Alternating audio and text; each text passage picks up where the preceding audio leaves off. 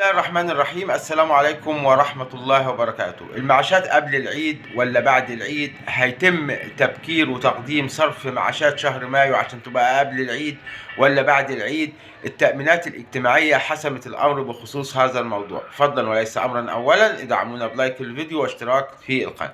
طبعا الموضوع ده يعني 11 مليون مستفيد من المعاشات بيدوروا على الموضوع دوت، وفي كلام كتير في الموضوع ده، وناس كتير قالت انها قبل العيد، وناس كتير قالت انها يوم 13 ده، وناس كتير قالت انها هتبقى قبل العيد بثلاث اربع ايام. في كلام كتير في الموضوع ده وانتشرت اخبار كتيره في الموضوع ده، لكن التأمينات الاجتماعيه حسمت الامر وقالت انه لم يصدر اي قرار بخصوص تقديم موعد صرف معاشات شهر مايو عشان تبقى قبل العيد ولا لا. وقالت ان حتى الان المعاشات في موعدها هتبقى يوم 1 مايو من كل شهر، ولم يصدر اي قرار بخصوص هذا الموضوع دوت.